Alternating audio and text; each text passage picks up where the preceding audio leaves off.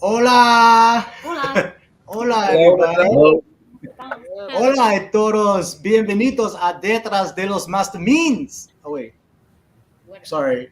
We're in DR right now. It's just rubbing off on me. I don't know. I have my shades on. So I'm on vacation, Mom. Oh, yeah, totally. You just came out from the pool, getting a little suntan. With this hot Chicana here. Anyways, let's get this show started because we have some really, really cool guests. And welcome to Behind the Masterminds, episode 76. I'm really excited to get into this, right? Yeah, so excited. All right. Well, we are in the beautiful city of Punta Cana in DR. And yes, we are working on vacation, but, we love doing what we do.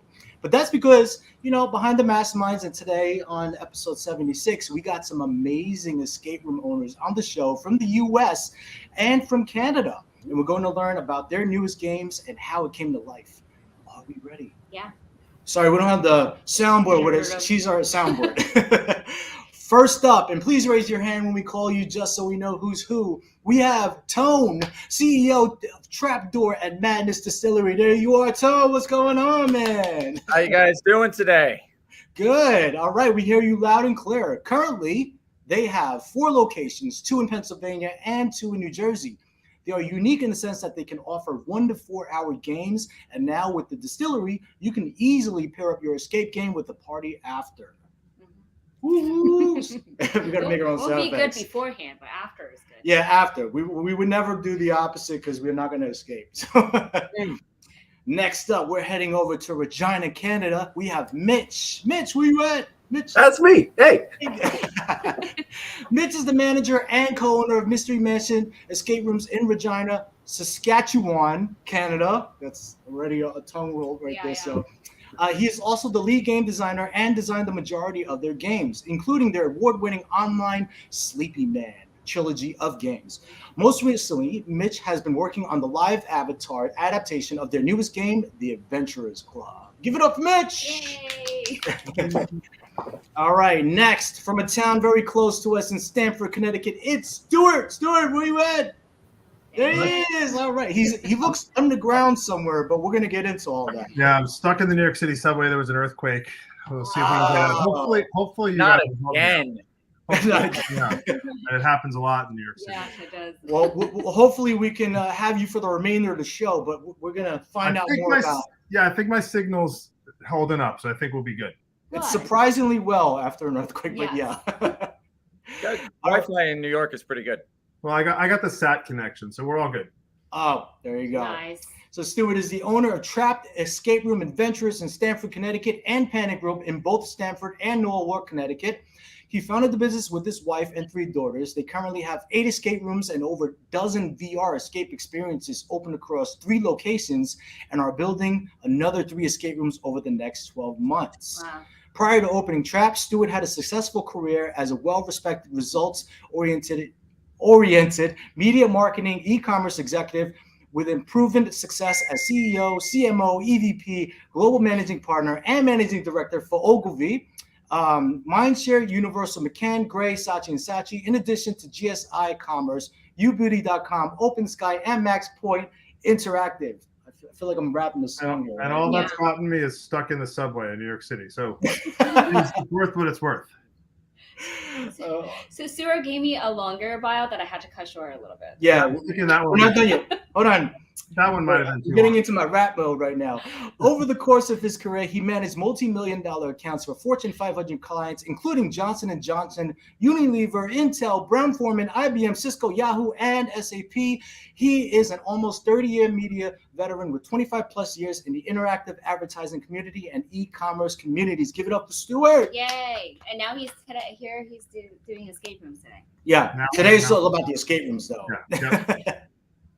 And last but not least, we have Josh and Tay. Where you at, Josh and Tay? There you are. Yay. All right. All the way from Florida. They are co-owners of the Exit Games. You didn't see the cat. Oh, I missed it. Sorry. It was a really quick pickup. Oh, it was a quick pickup. Okay. They are the co-owners of the Exit Games in Clearwater, Florida, and Wilmington, North Carolina. They are nearing their 6-year anniversary at the North Carolina location this month and their 3-year anniversary at their Florida location next month. Florida's location is home to their Servants Slight and Pins and Needles Tattoo Parlor adventurers, while North Carolina is home to their kindred experiences, White Rabbit Society, Doggone Alley, and the original Front Street Casino Heist. Please give it up for Josh, and Tay. Yay, welcome everyone. All right, I'm done. I'm out of here. Peace. It's all you. I'm out. Bye. Cool. All right. Yes. Well, I mean, guys, I'm just gonna go right into it because we're really excited to find out about your new games that is coming up soon, and also new games that's already kind of started, right? So, here we go. So, can we get a little short intro on the first, the names of the new game or the coming one that's coming up soon? What it's about, the duration, and the inspiration behind the theme. So I'm gonna go to Stuart because he's right there. Okay, let's go Stuart. In the circle.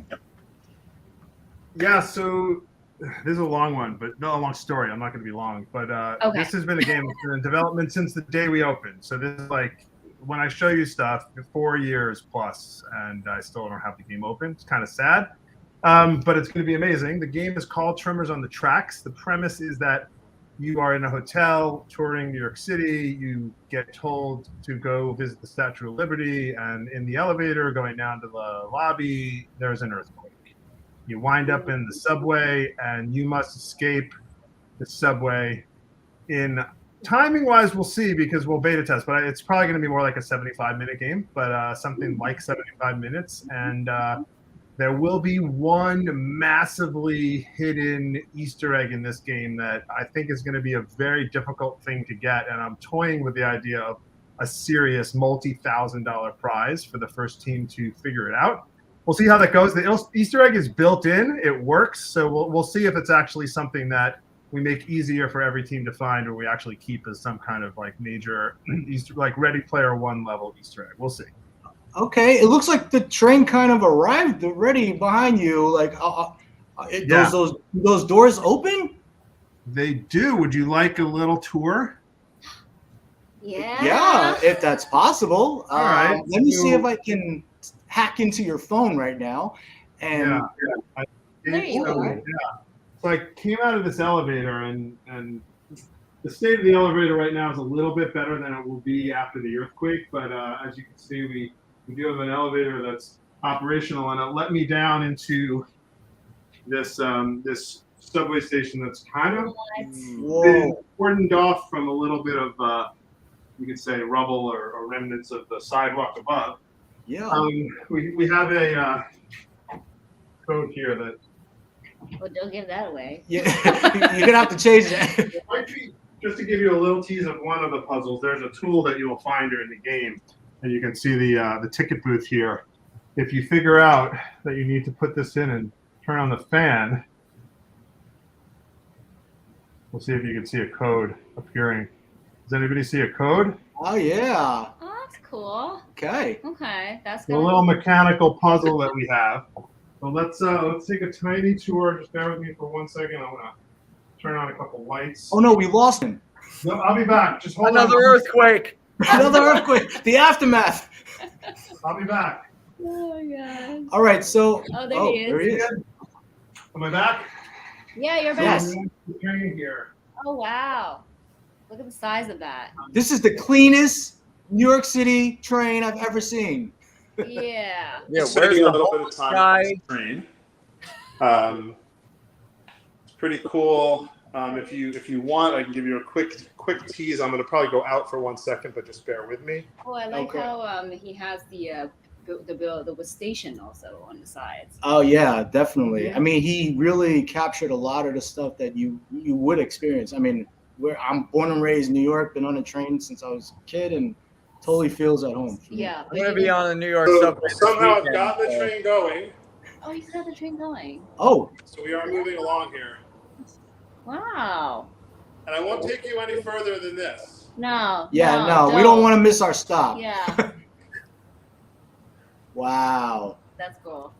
All right. Thank you for showing that. That looks amazing. Yeah. Yeah, So it's coming along. It should be done. It should have been done a long time ago. And yet here we are. how much yeah, longer are we this- waiting for this? This episode is all about the inside scoops on the news escape rooms. When is the ETA for this one?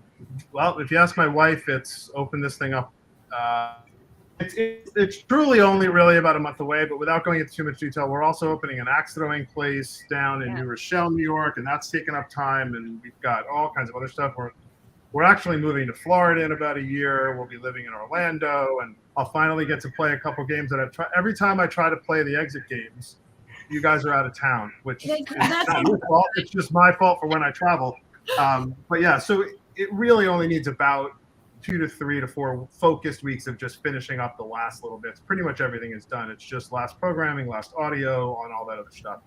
So hopefully, I mean, the one thing I hear first, definitely by Thanksgiving, 100%, but hopefully, more like Halloween.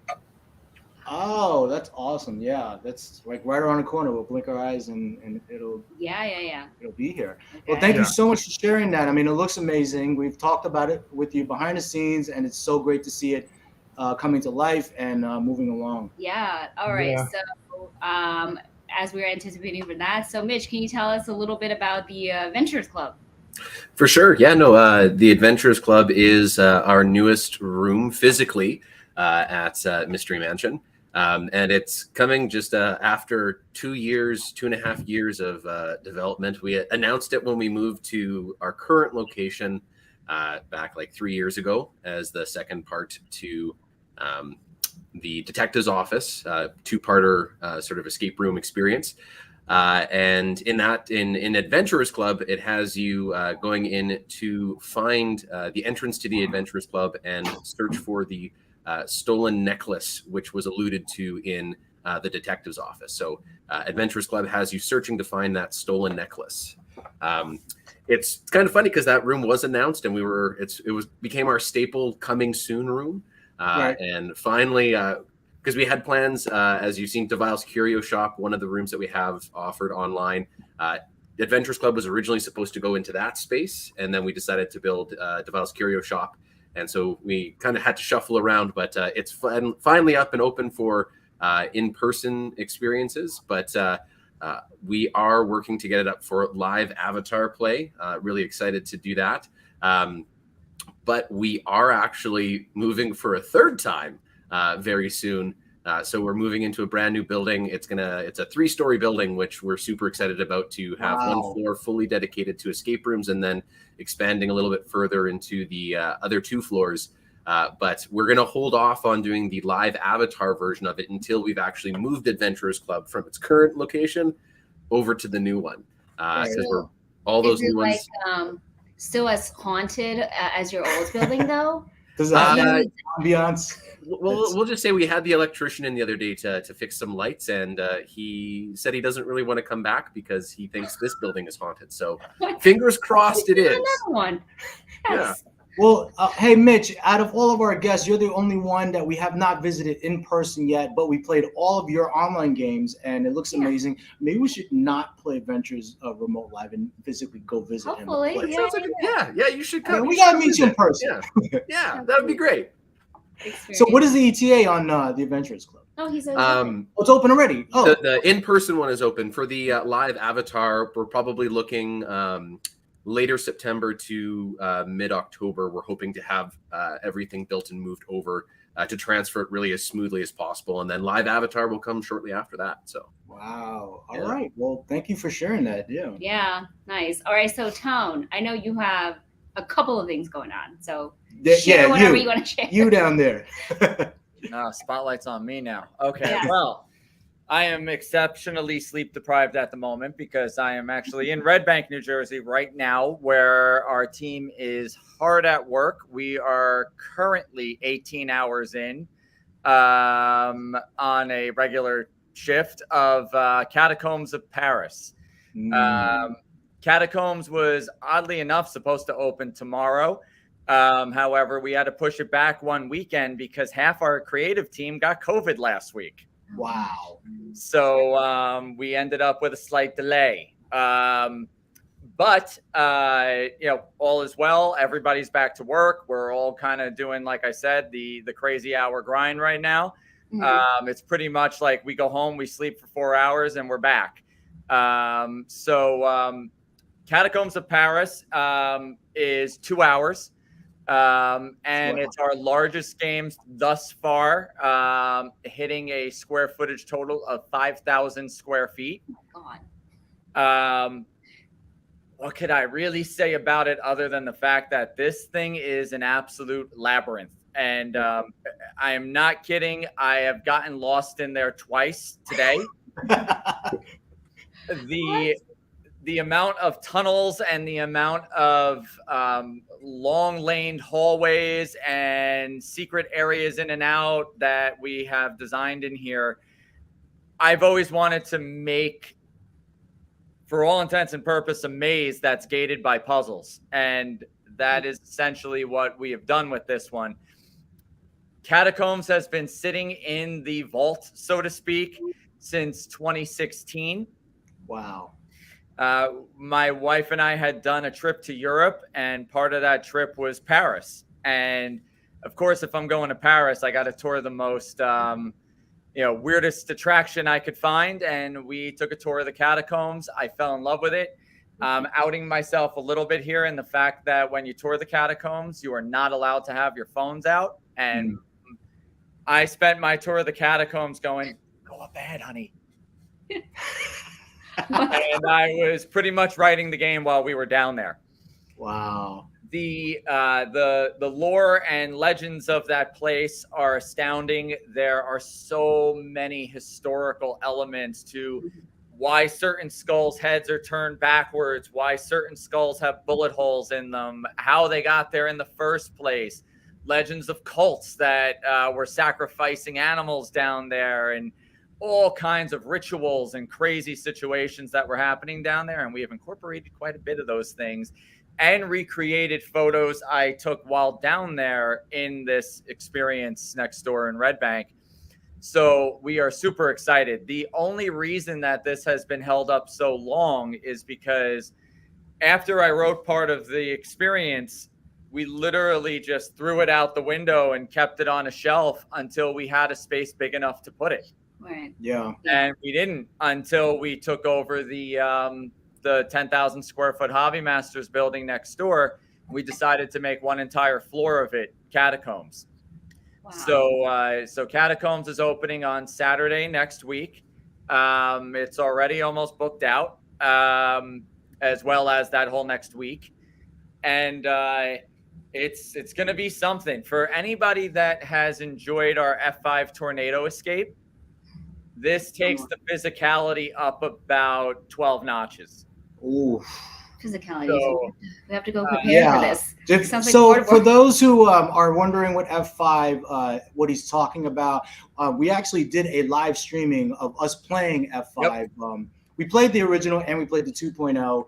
But yeah, check out the video. I'll post it somewhere up here, and then you'll see what that looks like. But yeah, thank you for sharing that. Yeah, you're gonna need. You're probably gonna want some good traction shoes or boots.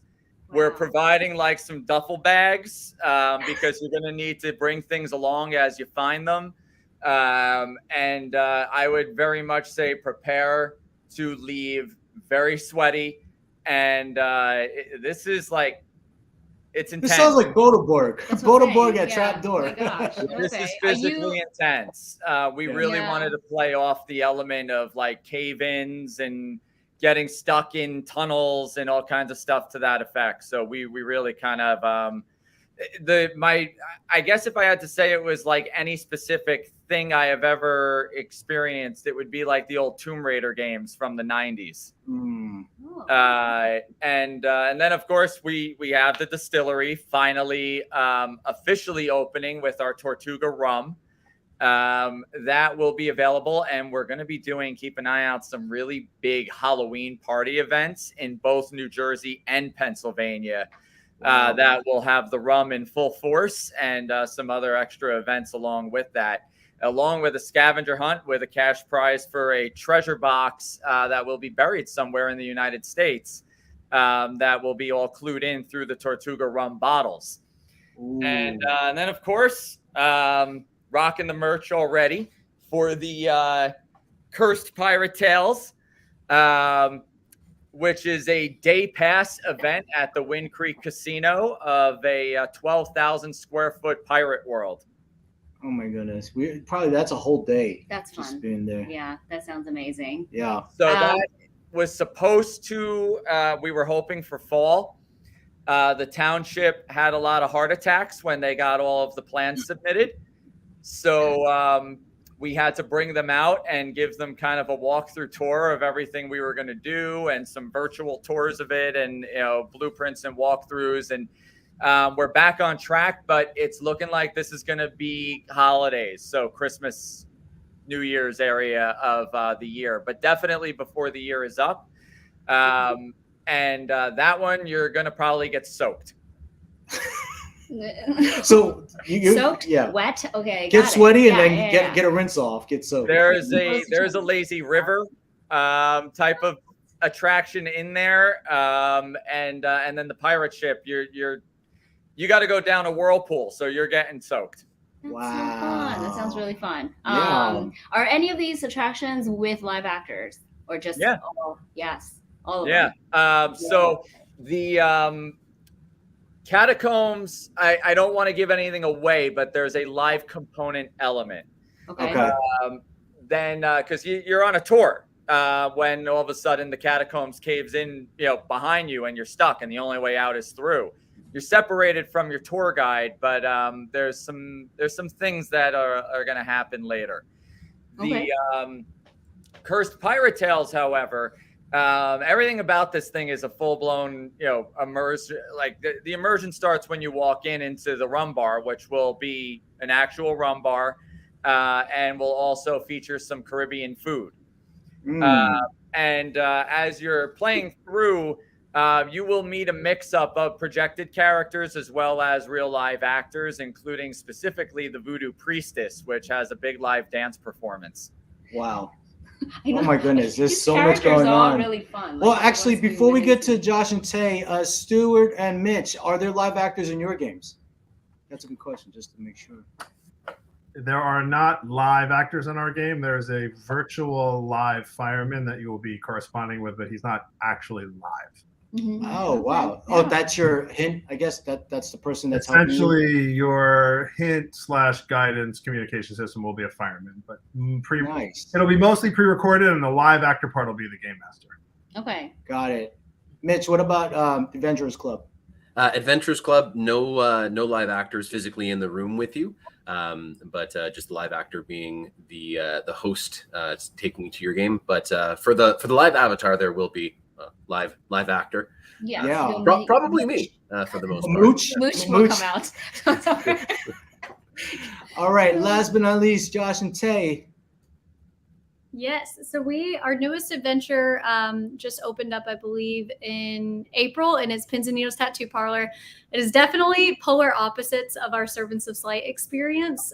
The main one being that it is a rated R adventure. So it's definitely not everybody's adventure, but if you are up for it, it is rated R due to the explicit nature and the intensity of it. It is a thriller type of adventure. So in this one, you all are assuming the roles of tattoo apprentices. You have accepted a position under a world-renowned tattoo artist.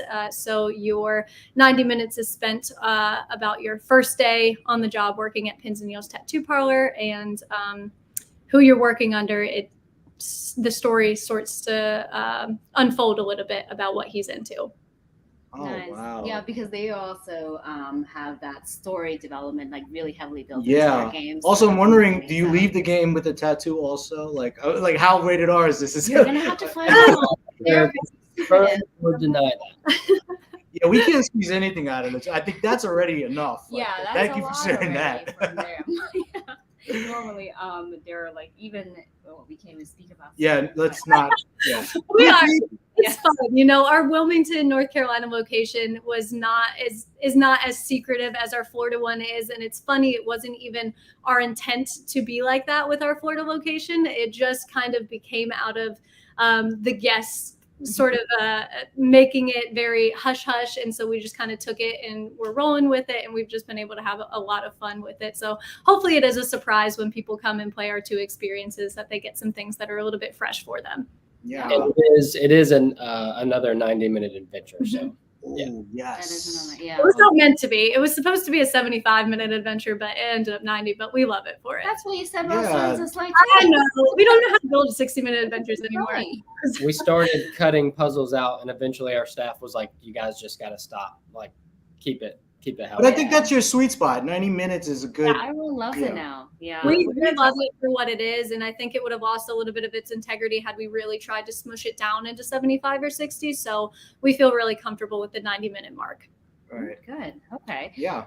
Well, here's an interesting, question for all of you. I mean, I don't know whoever wants to answer this first, but this is something also so that people can also know to be a little bit careful in the game. What is the most expensive prop in all of your new games? And are you a little bit worried about the wear and tear of it? And, how should the players approach it? Or are you good with how it's taken care of at the moment? Let's work in your backwards. design? We'll start with Josh and Oh, Tay. sure. Okay. Yeah, so with pins and needles, anytime you have like a lot of detail in the room, the more detail you have, obviously, the more things people can put their hands on. Without giving like too much away about, the most expensive prop or anything, there is one decorative piece inside of pins that we actually had to travel about 4 or 5 hours. We drove to actually pick up the piece, and it is a fan favorite inside of pins and needles. Also, we have a little collection of what we call the graveyard of everything that has been epoxied down that has just been absolutely ripped up. So there's definitely a lot of maintenance to pins and needles just because of how detailed it is, but we're pretty good about staying on top of it, fixing everything up. There's a lot in this one. We did a lot of like hand painted or handmade components within it, so that some of those components took Josh and I weeks to get done, or days, or whatever it may be, and we got it to a great state. And those items don't have backup, so those are kind of the most valuable in our opinion that we don't want to have any wear and tear, because Right. it's a nightmare to try to redo it. I swear I would have let myself paint these things for like a month if Josh wasn't like, "Hey, no one's ever going to notice these things. Just let it rock." So wrap it up. And so we're hoping that all of those things stay intact. So fingers crossed. Yeah, definitely. Tone? Well, hands down in Cursed Pirate Tales, the probably the one I would have to say is going to be the pirate ship wheel. The pirate ship chapter of that whole anthology is a space in the middle of one zone, and it's surrounded by 360-degree projected video. So when you turn the ship wheel, all the video spins with it, so that it feels like you're actually charting course in the ocean. Right. So as you find our supernatural compass and you place it into the compartments throughout the ship, it tells you which way you have to turn the ship. And when you turn the ship in that direction, your imaging all changes around you. And then there's also mechanical effects tied into that as the video chapters change, so do the effects of what's happening around you as you go further down the ocean towards the Devil's Triangle. Right. So that would be the one for that. In Catacombs, it's really a toss-up of two different things. They both were comparable. One is the goat.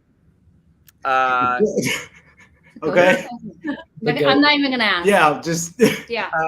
There's a ceremonial. There's a very famous ceremonial room in the real catacombs, and we recreated it here, and recreated one of the ceremonies that take place there with a live goat. So we needed a goat. Okay. And so there's that. And then there's a physical challenge where you pull a lever and you've got to run really fast down a very long corridor to beat an iron gate door that opens and closes. Wow. Okay. Yeah. I mean, like, any of these have like any replacement parts, or are you just thinking like Built to you have be last. careful?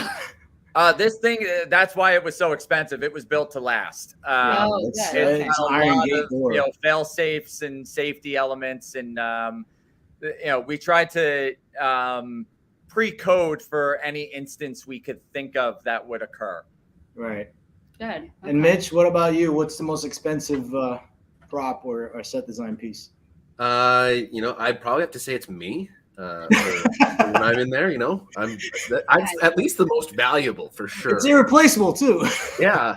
Well, we'll see.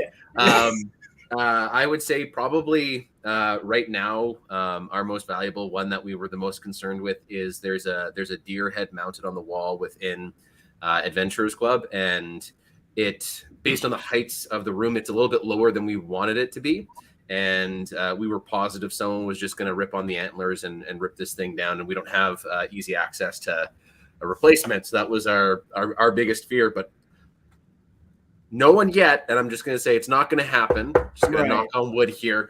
It's not going to get ripped. It just takes that one person in the room and be like, "Hey guys, what if I hang on the antlers here? Will maybe a door will open, or let's swing from it." And don't put those thoughts out into the universe, please. Don't do that. I mean, don't do that. That's But I'd have to say probably we're going to see more our most expensive props coming up with upcoming rooms that we're in the process of working on. I didn't mention them before, but just a quick little sneak peek. We've got a clown horror room coming soon for Halloween specifically. And we've got some cool plans with that one, including I guess it would the live actor being in there, so valuable prop. But Drag Task Force is actually going to be coming back. And we're doing some upgrades with that. So excited to work with Flo to start doing some more work in that room. And then we've also got a new live avatar game that's going to be coming. I don't have a lot of details that I want to share with that just yet, because it's kind of hush hush. But that's going to use all 3 floors of our new building. It's going to be different than anything I've done before with our online stuff. So super excited for that. But we're excited too. That sounds amazing. Yeah. Heads up, Mitch. People are terrified of clowns. Yeah. We have an attraction called the Greatest Freak Show in one location, and it is not a horror by any stretch of the imagination. And the amount of times people are like, "Are there clowns in there?" And it's like there's 2 clowns and they have a little bit part, and it's like, no, we'll do the other one. We'd rather do the one with witches than the one with clowns. No clowns. Pennywise ruined it for clowns. Period. Yeah, I've got the clown mask that I'm looking at. I'm planning on getting some additional foam added in for the face, so that if someone hits me, it's not going to hurt as much. Because we it's not going to hurt as much. Yeah. Before we got into the escape room stuff, we did a haunted house and learned a couple things about not giving people objects to carry around as lights so that they don't hit you in the face with them. Got hit. So a couple people got punched in the face with candles. My goodness. Yeah. Wow. So extra foam is good. Yeah, definitely. Yeah. Pad up, man. Pad up. Stuart, I'm training in between. Yeah. Stuart, I'm sure you have a couple of really expensive. It's funny. So, I said we're moving to Orlando, and the plan is to open some stuff down there. And I have obviously a very different market than Stanford. So I have some very, very big plans for what we want to do in Orlando. With that said, I do not think any individual experience in Orlando will cost more than this room here has cost me thus far. But with that said, it's been over 4.5 years or so. With that said, there's not a single prop or a single item that I worry about breaking, or that I could even say was like the most expensive thing. I mean, everything was custom built, the cars, there's 2 PLCs in this room, ton of electronics, but I don't want to say, I'll knock on wood too, I don't want to say that there isn't breakable stuff, because we all know no matter how bulletproof you think you are, but I think all of us on this would agree that we've built in rooms now, and we know how to build for the most part so that things will hold up. I think we've done that here. So the long story short for me here is there's not one thing that I worry about. There are still the things that need to be done. Like my 2 train doors look great. They don't have their windows in them yet. But when you glue metal to wood and you only do one side and you don't do the other side for a while, that door will warp a lot. So basically I have 2 doors that have to be replaced because they've warped. And the ones that I've glued on both sides at the same time didn't warp. So there's little things like that it's less about the money and will they break, but the headaches of just get them done. But there's only a few things left like that.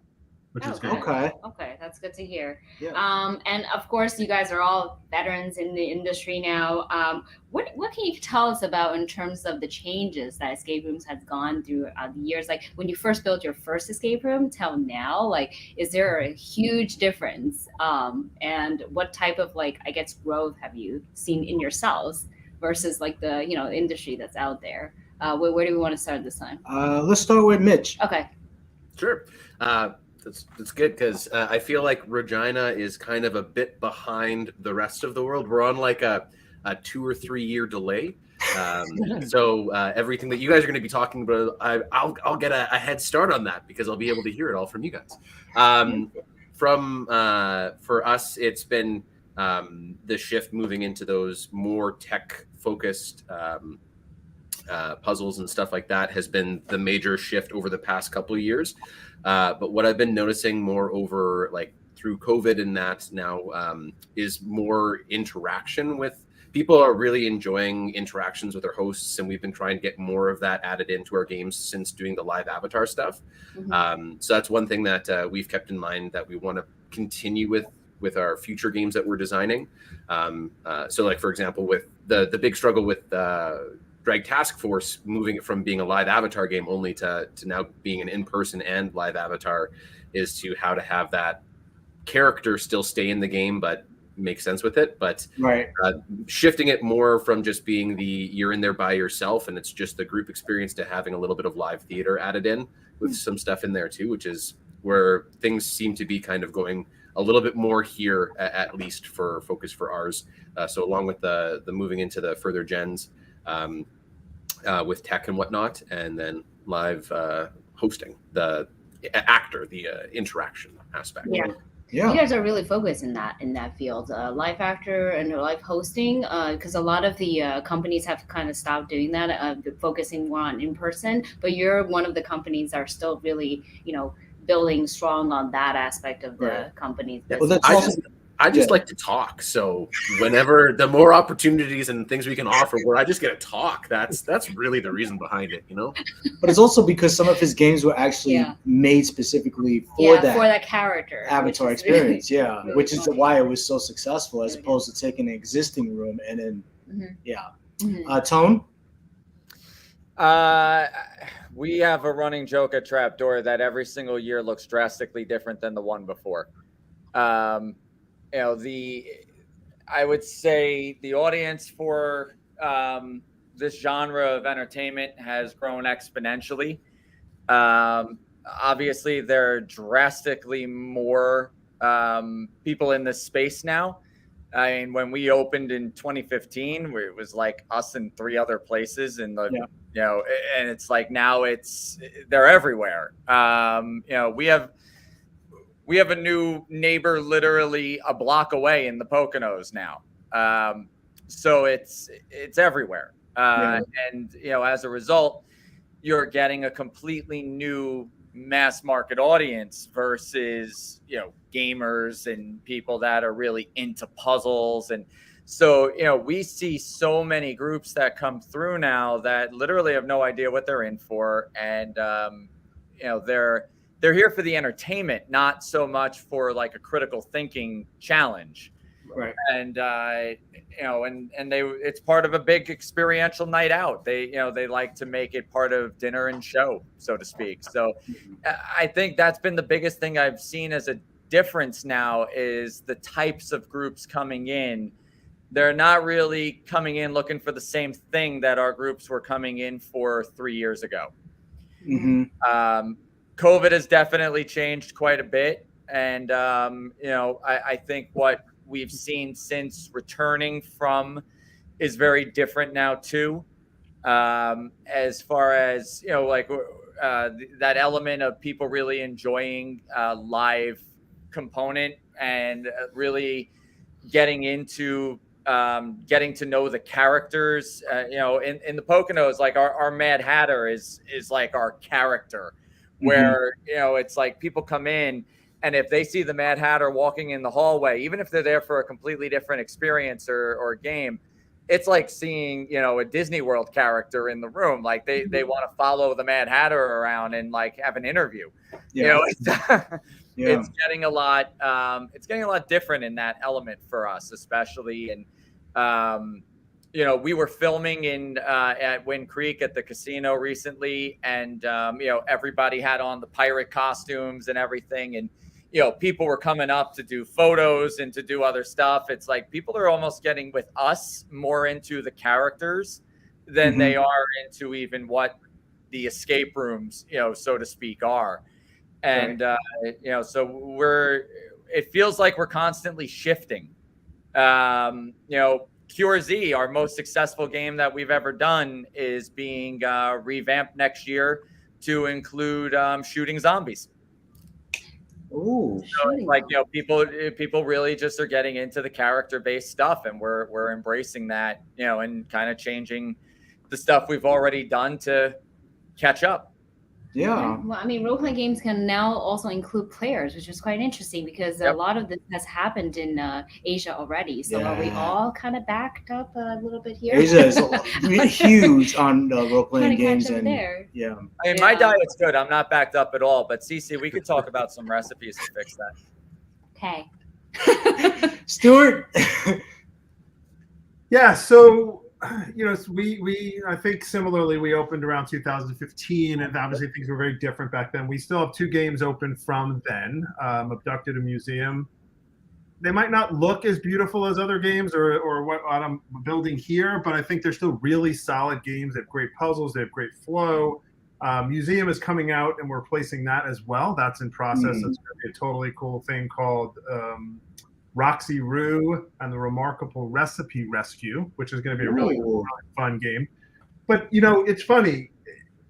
We've played a lot of games not as many as you, Brandon and CC, but I've played a lot of games. Yeah. And I know the rest of us have as well. And there's a lot of different types of games. There's the games with amazing puzzles that might not look great, and I love those. There's games that look ridiculously good, that have not so good puzzles. Yeah. I still kind of like them, but it's a little bit of a letdown. I haven't played the games at Exit, but I heard in terms of immersive and story, there are games that have just done that better than, I don't want to make you guys embarrassed, but I've kind of heard you do that better than anybody else in the world, and that's amazing. Oh my gosh, that's a lot of pressure. I hope it wasn't. I know that, but we were, I won't name the city or the room, but we were just in Europe last week, and we played 2 rooms in one city from the same company. One was, I'll say, top 10 Turpica ranked, and one was top 50 Turpica ranked. We liked the rooms. The one that was in the top 10 was the most immersive, beautiful, crazy room that we've ever been in. There was climbing and crawling and ducking. Like, you'd never see this stuff in the US because I don't think you get approval for it. I mean, it was, you were going through tunnels, you were going through things, doors were, I think if there was an emergency, we probably would have been okay. And it was a great game. Tons of tech. Puzzles were good.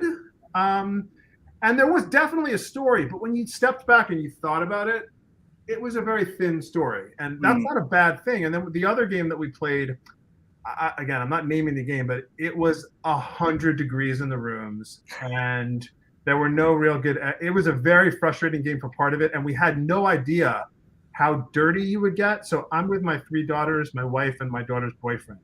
The 3 daughters, who are 19 to 24, had on their sundresses. One daughter had on a short mini dress. We had to go down a slide. She had to duck, and several times throughout the game, she was like, they're going to see everything, Dad, on the cameras. And we had no expectations, so we got really dirty with no idea. And the only reason why I think we were a little frustrated is because we didn't know what to expect. Yeah. But beautiful rooms. And I think what I've learned and what I think we want to do in Orlando, as much as enthusiasts love puzzles, for the vast majority of the public, the puzzles come second. Which is sad to me, because to me, that's the most important part. And I know most of us probably agree. But if you create an amazing, amazing looking room, the experience is fun, and the puzzles are fairly easy, fairly thin, 95% of people are going to love it. If you create a room that maybe doesn't look quite as good, but has fantastic puzzles. So you got to find that balance today. Or you have to decide, I'm making this room for enthusiasts, which probably is not a good idea financially. And otherwise, I'm going to make these rooms for everyone else to enjoy, especially in a market like Orlando. So that's kind of what we've seen. The one thing I've also learned is don't take 4 years to make a room, and don't spend this much money. It's like there's no reason to spend the kind of money on a room that we spent on this, because there's not, like, as I said, one thing that you can hold up as, stainless steel. We probably spent $25,000 just on stainless steel. Yeah. But that's fun and emotional response, I think, is one of those biggest things, because if they're not having that, that's the thing that's getting them to come back in. So I 100% agree with Stuart on that statement. Mm-hmm. Yep. Yeah. Stainless steel. Yeah, I mean, sounds like he's renovating an apartment. It is the evolution of escape rooms, though, because originally, you were in a room with just a bunch of puzzles. There was no storyline, no set design, nothing. Yeah. And I think it became this movie set, most games now became this movie set design with a little bit of puzzles in there, and it became more about an immersive experience. Right.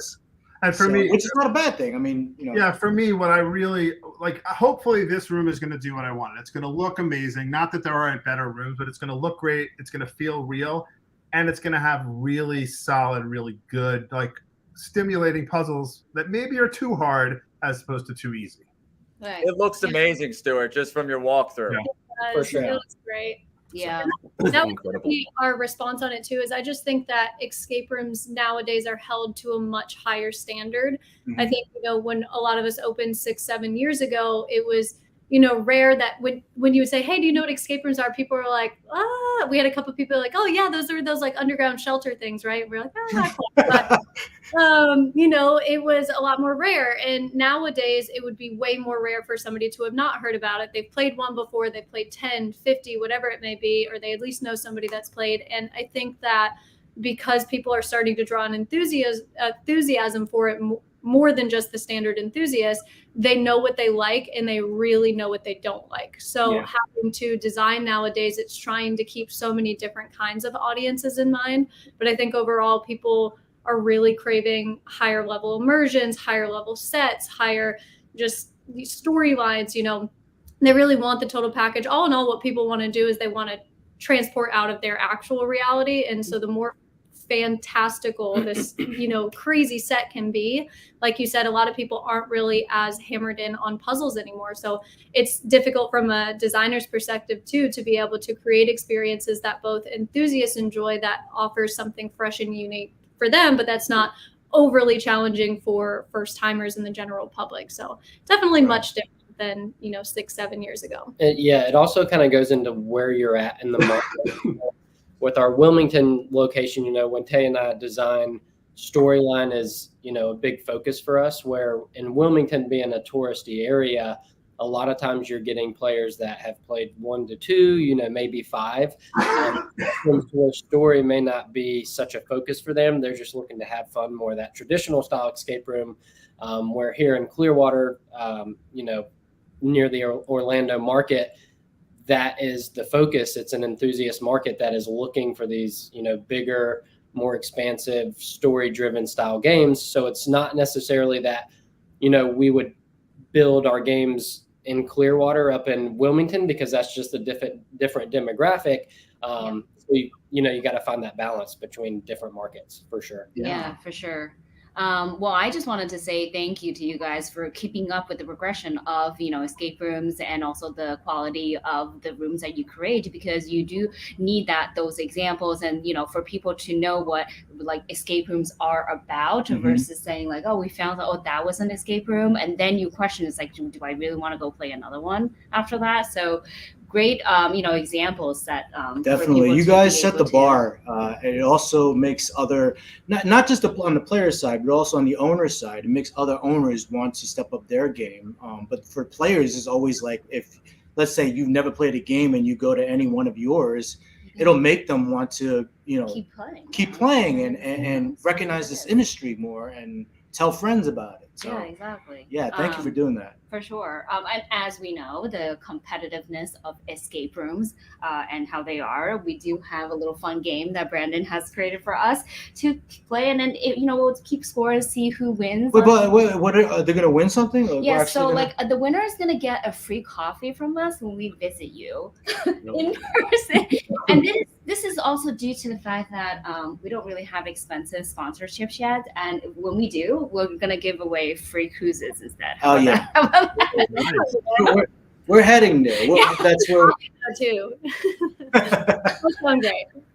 All right, so this is our game segment for you guys today. It is called Behind the MasterMinds. Okay, so whoever raises, Cece's going to be one keeping track. Who raises their hand first with an answer? Or they could just shout it out. I mean, wait, Stuart, you're ready already? Or you practicing? I'm on limited sleep, so it's just 3. He's already got an alibi. Okay, here we go. They're really easy questions. We have 5. We're going to start with the very first riddles one. that you might be able to even use in your escape room in the future. Yeah. Right, and I'm going to try to read it as clear as possible. Number 1.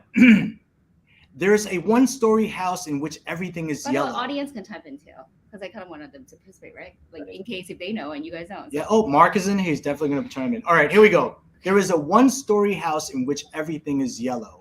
Yellow walls, yellow doors, yellow furniture. What color are the stairs? Taylor. It is a 1-story house. There are no stairs. All right, give 1 point to Taylor. Okay. Nice. See, that was a practice one. That doesn't count. No, I'm just kidding. That counts. As I was creating. Good for 1. Josh out the rest from here. All right, number 2. This one's going to be a little bit challenging. Can you name a word with 3 consecutive double letters?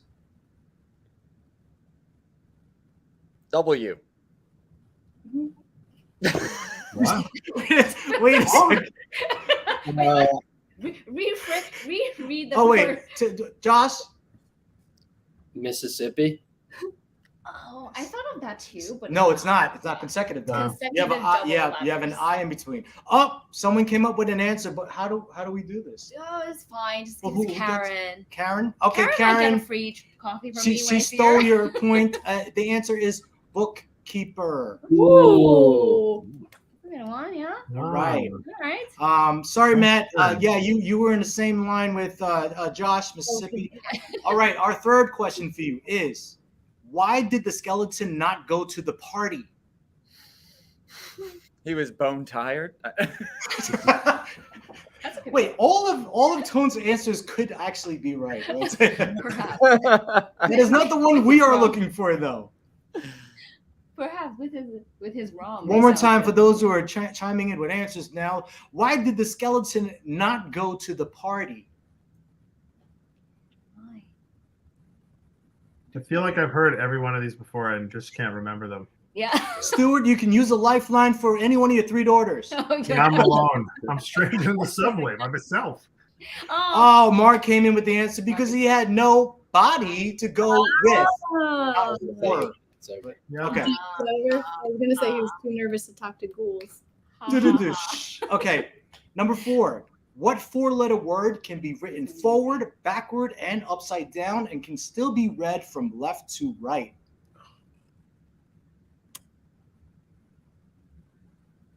Boob. Did he say food? I think he said boob. Did you say boob?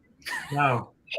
Well, boob backwards would be dude. He said Be upside down as well. What about ooh? Just 4 O's. Oh. It's a 4-letter word or a 3-letter? We need to check with the judges. Is that an actual word? Having a 3-letter word. Oh, Maddie came in with the answer. Oh, sorry, Maddie, but Matthew came in first. The answer is noon. Yeah. But only in caps. In caps. Whatever. Right. Yeah. All right, our last question. So far, Taylor's leading out of the 5 of you, 4 of you. We're not playing. The comments, those all count. They're playing for me, so I get at least half points. At least half points. Okay. Their team mystery mention. All right, here we go. Last one. Take one out and scratch my head. I am now black, but once was red. A match. Oh! No hesitation. I heard Stuart. Stuart said first. Yeah. Stuart said it first? Yeah, anyways, but everyone knew that one. Nice. Yeah, Stuart said okay. Nice. It sounds like you owe me and Josh and Tay coffee. Yeah. Okay. Coffee for everyone. Coffee for Yeah, everyone. So Matt came in for Team Canada, so that one goes to Mitch, the noon. Team and Canada. it looks like you all winners. Yeah. Yay! Awesome. Good job, everyone. All right. So after a little break, I'm just going to go through one more question for each of you, and then we're going to do the raffle. Yes. Which is really amazing. Okay. So, Tone, you have some massive square footage to work with, which is rare in escape rooms. Tell us about those larger games in terms of like how many people you can host at one time, and has that always been the goal, or has that changed throughout the years? At Trapdoor, we always say size matters. We've been lucky to have thousands and thousands of players that we've deemed trappers that like to come through, and they like to do big groups. And we're especially in the Poconos, being such a touristy area. It was almost shocking how many giant, large families or friend groups would come in together. So we have a lot of 20-player groups. Having that much square footage allows you to do that with everyone staying comfortable. So like Purzycki gets usually like 12 to 20-player groups. 16 in that one tends to be a sweet spot size on weekends a lot. Yep. We're All Mad here also gets a fairly large group size, and that one's Purzycki's 3,000 square feet. We're All Mad here's 4,000. And we already have a couple 12 and 14 player groups booked for Catacombs. But then the other element too is we do a lot of team building, where we have companies that come in and do events, especially with New Jersey. We're in like the pharmaceutical capital. Yeah. So, we get a lot of companies that come in and do team building events with us. We go to them or they come to us. And, one of the things where, everybody was talking before about, the immersive environments being sort of more popular than even puzzles and things in them. We have groups that come in and they just want to hang out in the spaces. Yeah. So, it's like we did an event in the Poconos with We're All Mad here where we had catering brought right into the asylum. And, and they played right through there. And there's talk about with the distillery this fall, there being a speakeasy zombie bar. So you'd be able to do some drinks while you're in the zombie apocalypse and hang out. So, we like having large space to do that in. Even, Catacombs, we intentionally made the ceremonial room with our goat way larger than it needed to be because we can host, events in there. Yeah. I feel like all these owners are so jealous. They're like, who doesn't love large square footages? That's usually the question we ask. So if you had unlimited budget, unlimited space, what would you do? All right, so we went to Mitch. I know Regina is a small town, but it's actually very concentrated with an escape room like community in terms of like companies and enthusiasts. We actually know a lot of people now from online play that are in Regina. Yeah. Do you find that to be like a good thing, or is it like is the competition like quite fierce because you're already in a small town and you already have a good amount of companies? I think right now we're in a pretty good sweet spot. As of right now, in Regina, there's only the four different escape room businesses here, and we all really don't work competitively against each other. We actually do a lot of like collaboration amongst ourselves. It seems because there's a limited amount in the city here, we've been able to work off of that. Like you've played all of the rooms at one place, you can't play any more there. So the customers are going to eventually make their way around.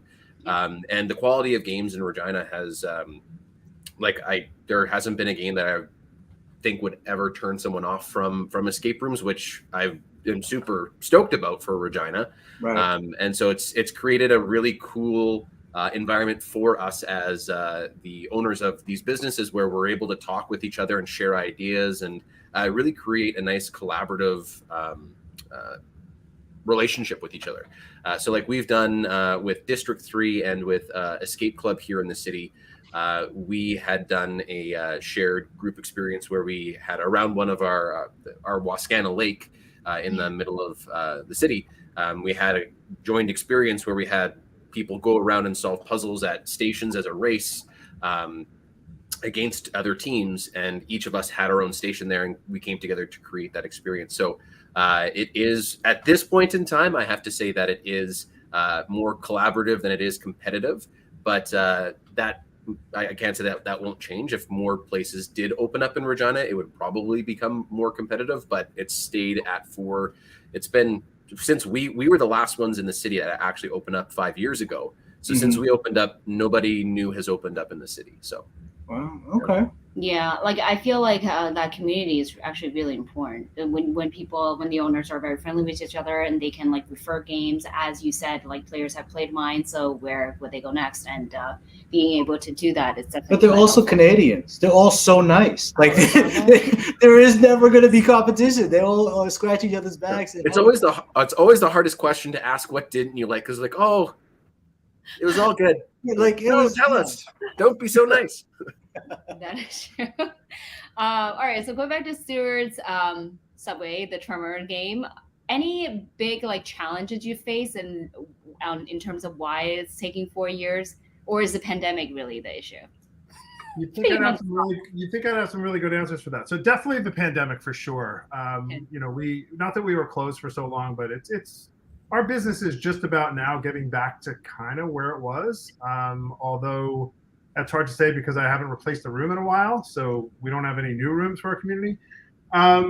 Challenges are, you know, my challenges here specifically were I do, like our Time Chasers room, that's one award from you guys, award from a whole bunch of people. I basically built that one by myself, 100% of everything. This room, I was smart enough to bring in some help. So I have some people doing PLCs, but guess what? I had one guy do a PLC, and we won't name names, but he's not doing work anymore. It was hard to get in touch with. Second guy came in, love him, he's too busy. So now I have a third guy doing PLC work, which is almost done.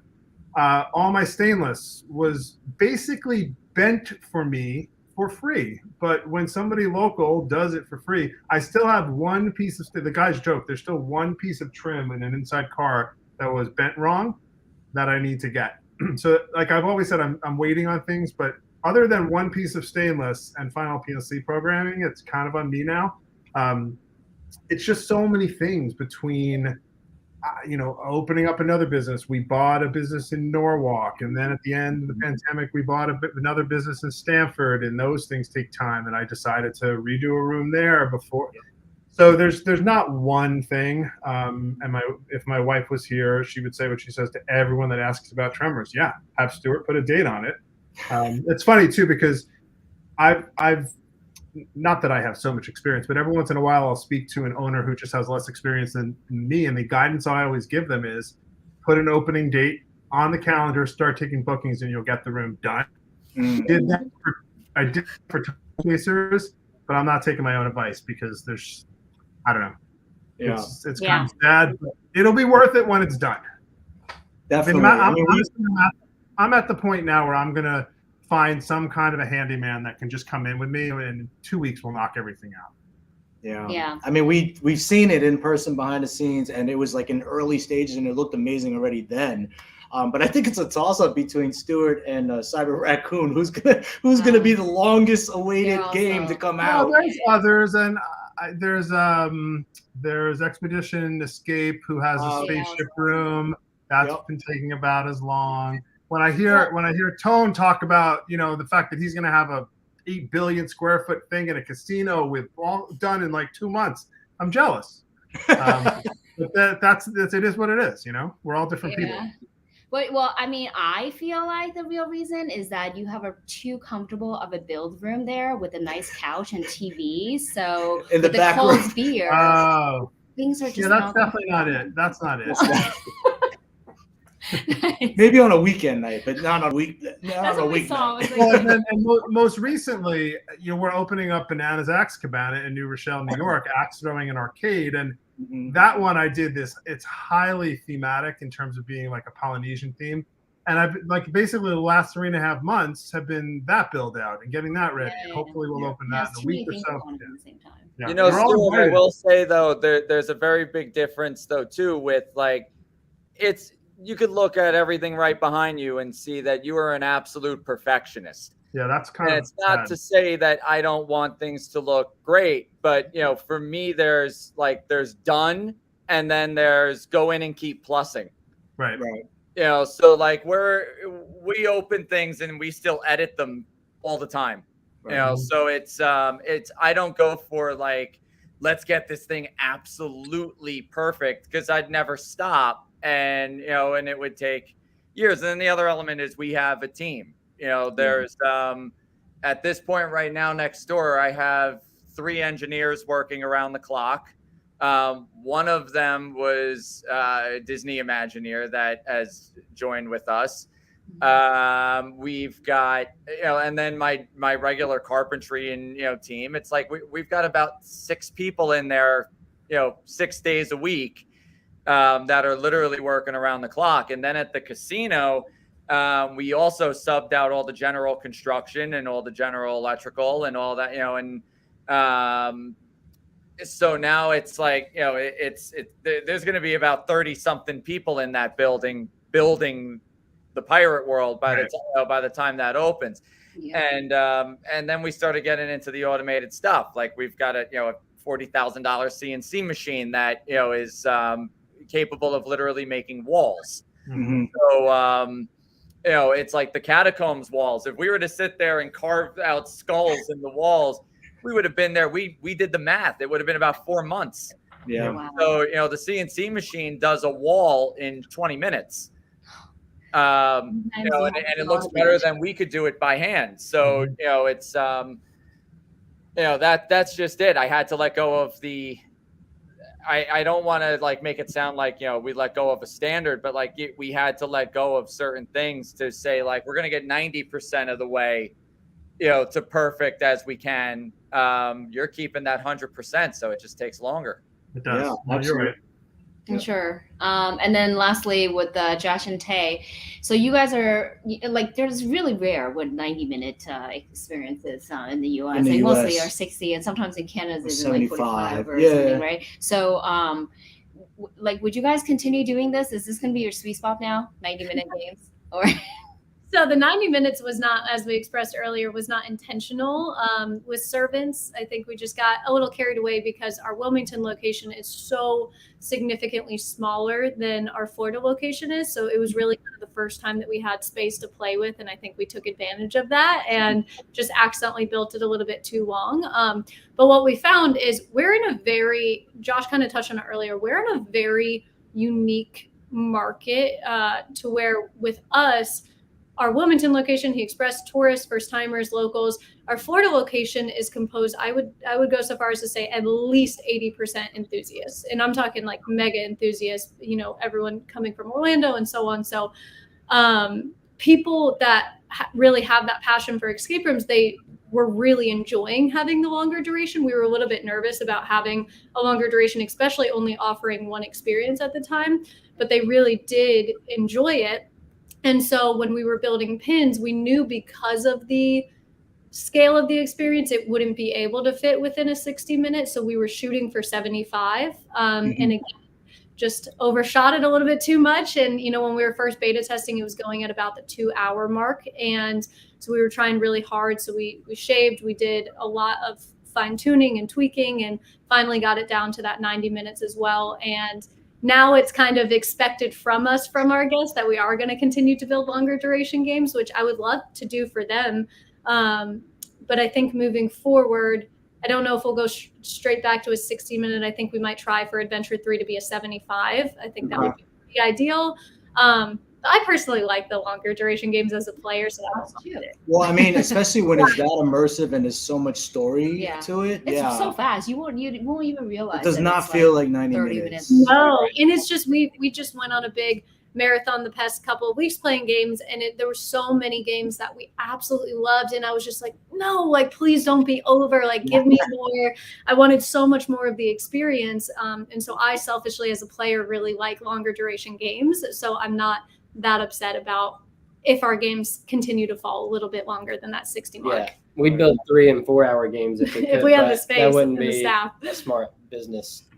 Well, If they keep doing that. That's how we felt about Yeah, that's how we felt about Paradox Project, and that was a 3-hour room. Yeah. Even after the 3 hours, we were like, oh, no, it's over. It's great. On the owner side, it's like, how do I make this into a profitable business after a while? Yeah. Well, by the way, since you brought it up, I don't know if we can squeeze an answer out of them, but you did mention Adventure 3, and we do see like a little logo on your website of like a takeout box. Yes. Is there a name for this third adventure yet? Well, there is a name that we've been calling it for the longest time, and I think we just kind of had it, but now we kind of are trying to make sure that Adventure 3 can tie in with Adventure 1 and 2. So kind of the storyline that's kind of been built unintentionally, but now will become a thing moving forward, is that all of our adventures will take place down a back alley of New York City. So that's kind of that will continue to go. So right now, normally I would say, but right now the name we are playing around with just a little bit, but your Easter egg is on the website. It is a Chinese to-go box. So that is what we will leave you with. Yeah. So Chinatown. Yes. So we're very, very excited about it. And I think we needed to take this, this trip out and play a bunch of games to really like kick our butts into gear to really start that build, because we've been wanting to, but like so many of you guys, we have so much going on in the background with other different businesses and projects and things like that. It's really hard to, focus in on one location and knock something out really quickly without tending to the others. So, but we're excited to start hammering that out. We've been puzzle designing and clearing out that space. So hopefully it won't take us as long as the other builds. Well, if you need any tips, that's my hood. I grew up in Chinatown. So if you want any like really particular set designs, we'll take you up, for sure. We will definitely take you up on that. Nice. Very cool. Yeah, that's great. Like, I'm just really impressed by all of the stuff that everyone's doing. Like, it's such a busy life stuff, but they're still trying to be very meticulous and very detail oriented with all their escape room. And it sounds like because they love the industry and they love the business and they care about it, and it shows in their work. They're able to do that. Yeah, for sure. But our audience has no idea what they're talking about if they never tried their games. So how would they be able to try their games? I guess they have to like go and check them out. Or maybe some lucky winner. Oh yeah, for sure. Oh yeah, I forgot about that. Who knows? See, I totally forgot Show's about over. RAFFLE time. Yeah. Oh no, but I have my last question for them. Oh, okay, That's sorry. why I didn't do that yet. Anyways, I'm gonna combine my question with Mark's question as well, because he had a question for you guys.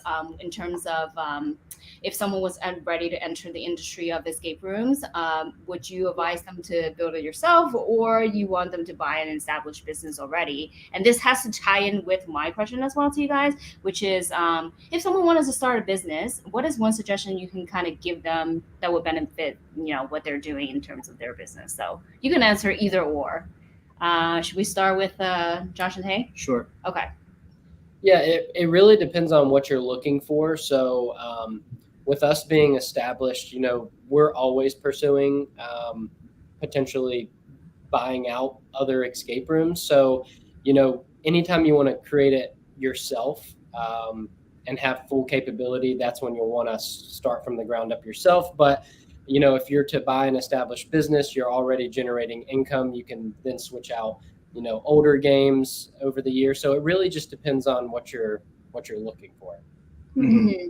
You're making money the second that you purchase a new venue, though. You're making money right out of the get. Whereas when you're building it from scratch, it's going to be those first couple of months where, you're waiting for those people to come in. You're waiting for it to kind of catch word and so on. But to your other question about other recommendations for new owners, is one thing that I found is when we were building, on so many occasions, we would go like to Orlando and play these experiences, and we would walk out of them and just be like, dang, like we're not like, we can't be this, we can't create this with our own hands. Like, I don't know if we'll be as good as these guys are. And, we just ended up, building what we really wanted to build. And fortunately it was well received, but, making sure that you don't compare yourself to other venues, because every venue offers a completely different strength. Everybody has different styles, and players love each venue for a different reason. So just making sure that you're sticking to what your strengths are and what you believe is creative and sets you apart, and just taking it and rolling with it and not trying to, be like anybody else. Yeah, great advice. Yeah, absolutely. Sure. Mitch, anything to add to that? Yeah, I think it just kind of touching back on the whether to buy or from scratch, I think it definitely depends on whoever it is that's looking to do it. If you've got that strong passion, if you're really, really passionate about the games, then I might recommend starting from scratch, because then you have the complete control. But there's nothing to say that you couldn't, purchase a company, purchase a business that existed, have their rooms, and then make changes to those games to add your own flair to it. So it's totally dependent on what you are looking to accomplish for yourself. So there's pros and cons to both. And then just advice for people starting up on top of what you said there already, is reach out. One thing that I kind of regret doing when we first started is just not connecting with more escape room owners and the communities that exist out there already, whether it be the Facebook groups or Reddit or whatever it might be. Like, even now, just reaching out and connecting with them, I feel a little bit less secluded than I did before. Like, it was kind of like, oh, we're on our own doing this, where in reality, there's a lot of people who are owners and they're very nice. Obviously, there might be some people that don't necessarily want to help you out, but there's going to be tons more that do want to give you some guidance and have a chat with you and just sort of be there to help you as you move on. So reach out. Great. Yeah, definitely. That's a great yeah. And Stuart? I mean, I can't add too much. I mean, I agree with everything they said. The only other thing that I think I would add is, it's just, if you're looking to open a business, it's not easy. Don't think whether you build it yourself or you buy somewhere else that it's going to be easy. If you don't have a passion for it, or you don't hire staff that has a passion for it, you're going to fail. More than how good your rooms are, more than good puzzles. But otherwise, I think Tay and Mitch both covered it. You can go either way. It depends upon cost if you're going to buy it. It depends upon how much money you have if you're going to build it. Do you want to start making revenue right away, or are you okay with 3 to 5 to 6 month window? But I think they covered it. Okay, great. And Tom, lastly. I think if you're going to buy something existing, then obviously you have the pro of revenue, but I think you better have at least some experience of how everything is made, because as soon as the first things start to break and you don't know what to do, you're going to be a little screwed. So I think there has to be some experience level, whether it's working at another place or getting hands-on. So really, that's the only pro to con on my end, is like, we love building the stuff ourselves. We have people on our team that if we weren't building things, they wouldn't be here, not financially, but because like this is what they love to do. Yeah. So we love creating everything from scratch. It's just a different mindset, I think, going in. It's do you want to buy a business or do you want to make a business? Right.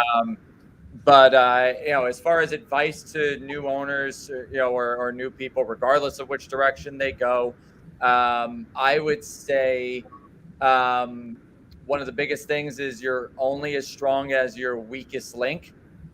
That could be a game, that could be an employee, that could be countless things. But if you've got one person, now that we're hitting a 4th location, we have about 40 something employees now. And, one person runs a really bad game on a Saturday night and you lost a customer for life. It doesn't matter what you have anywhere else. So, that's one thing to definitely keep in mind. You're only as good as the weakest link in the chain. Yeah, all great advice. Definitely. Finding people, the right people, is the hardest, right? Because you guys and losing that one, good game masters is really because what are you gonna do? You can't work 24/7, and then other people, you still have your normal lives. You want to go on vacation at some time, but then you can't just leave your business. So that's tough. So we just because Brandon and Cece know this individual very well with us, and he'll probably kill me for this shout out, but Mike Parada almost left us this year. What? He got an offer for a completely different, not in entertainment, but in construction. And he almost cried every single night he gave notice. And the last 2 weeks, he literally was almost crying every night on the ride home, and then decided to stay. Oh. Yeah. So, shout out to Mike. He's amazing right now. Definitely a little jam. Yeah, I would have been pretty sad about that too. Yeah. So I'm glad he stayed. Yeah, that's just to add one more self. Yeah. Yeah. Go ahead, Stuart. One more self-promotional thing. We are moving to Orlando in about a year. If there's anyone that's interested in getting on the ground floor, becoming a partner for a period of time that could lead to future ownership with the owners still very much involved, please reach out. Ooh. Okay. Yeah, I posted in the owners groups and stuff, so some people have seen this. We're not really looking to sell, although several people have already said they'd like to sell, but that's not really where our heads are right now. It's more partner for X number of years and go from there. Nice. All right. Yeah, definitely. Ready? Should we go on to the? Should we join Stuart's business? Should we? Well, we're gonna go 3 escape rooms. 3 escape We rooms. have to off my escape. No, just kidding. All right, let's call our bank We love now. our freedom. Can we find out? All right. Okay, so like now we can say if you guys want to visit any of these places and haven't played any of their games before, well, you're in luck today because they're giving away some amazing prizes and a great way to try out their games for sure. So we're going to give away 4 tickets to their newest adventure, Catacombs of Paris. And these are the people who entered their raffles on our Instagram, and we've randomly. Well, one winner, and they can bring 3 three other people. Yeah. Just to one clarify. To the 4 tickets, yes. Right. And are we ready for the winner? We are. So I'm going. the sound. Yeah, I hold on. Okay, drum rolls ready. Here we go. Ready? And the winner is. And it's T.Y. Sonder. T.Y. Sotner, congratulations! Yeah, email us at info@escaperoomers.com, and then we'll know how to claim the prize. Yeah, congratulations. All right, the it's next 48 one hours, is... though, or else we're going to draw a new winner. Actually, my drum roll sucked. I think our guests would be better drum rollers. Who's a good drum So roller? if you guys want to help me out, here we go. The next winner to win. Mystery Regina. Digital point and click game. The first winner for the detective office is CK08. Congratulations! All right, yeah. And the winner for Devout Curio Shop is all right, and it's JMC Filmy, and it's Jen. Hey, Jen McPhillamy, congratulations! Yeah. All right. Moving We on. got 2 more. The winner for Trapped Escape Room Adventures and Panic Rooms digital game Project God Particle is and Ray and Y Girl. Ray and White Girl. Girl. 2 R's. Girl. All right, one more, and this one is for the award-winning exit game Servants of Slight. Servants of Slight. Up to 3 people. Up to 3 people for ready? 90 minutes. The winner is just one more page. That's just where one I more have page. Yes, congratulations. Everyone, just one more. Lucky winners. Yeah. Amazing. Right. All right. Well, special thanks to also our episode sponsor, LockMe. LockMe is an international market gathering information about escape rooms from all over the world. They have over 10 countries with thousands of escape rooms in their database. It's probably the largest escape room industry on the internet so far. However, LockMe is not only a website. They're also a community of enthusiasts, business owners, creators, and more. Find a room, read about it, book a visit, and become a part of LockMe's world. Crave the love for escape rooms. Thank you, LockMe. Thank you, LockMe, for that. And, if you're interested in becoming BTM episode sponsor, please email us at info@escapetheroomers.com. Thanks, guys. Well, thank you guys for coming onto the show. We can't wait to play your new adventures. This is like to say that if we make it out there, we got to start. Yeah, but because we are actually going on our 5-state escape room tour coming up soon in August to the. Wait, can I tell them where we're going? Okay, tell them 20th to 31st. You better follow our story because we're gonna give you sneak peeks. We'll be home Sunday and we're leaving Thursday. We're gonna go to New Mexico, then drive to Arizona, then drive to Vegas, then drive to Utah, then drive to Colorado, and then back to New Mexico to come home, and then Barcelona.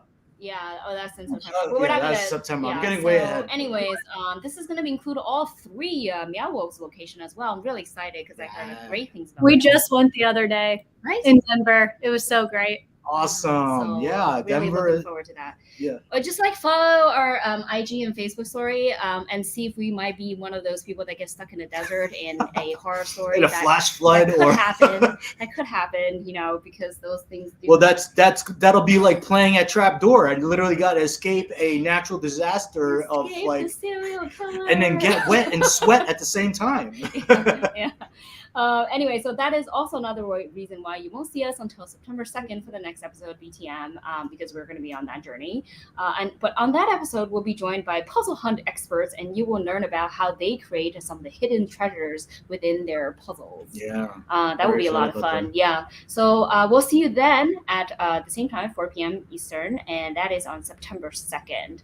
So have a great time, everyone. Do you want to show them a little bit about the beautiful resort? Can we do a little I bit? could. I don't know if you guys are interested in seeing like what Punta Cana looks like right now. Are you? Yeah. All right. We'll take you with us. Let's see what happens. Just before we sit down. Okay. So, just our messy room. Not the messy room. Okay. So handcuffs away, outside. Brandon. So we are at the Hard Rock in Punta Cana, and they have 11 pools. Only 11, huh? 13 pools. Oh my gosh. That's a mini golf course right there. The weather is actually, like I was saying to you behind the scenes, is perfect because as you can see, the sun is not beaming, but the weather's nice. There's a nice breeze. Each on a balcony, we have our own private jacuzzi. Love it. And then they have so many options for food. And they have an escapology. Oh, there's an escapology here in the resort. Wait, did they give you a sponsorship fee for this? The only one. And then like a lot of food and yeah. Nice. Well, anyways, guys, I think it's time for us to go back to the pool. But thank you so much for joining us, and you guys are great. Great advices, and I'm sure it's going to be a lot of inspiration to new people, new owners out there. Absolutely. Sure. Yeah. And thank you so much for taking the time out of your busy lives to sit with us and talk to us and give such great advice to not just us, but our viewers, and share your wisdom and experience. And have a great weekend, everybody. Thank you. Thank you so much for joining us. Bye. Bye.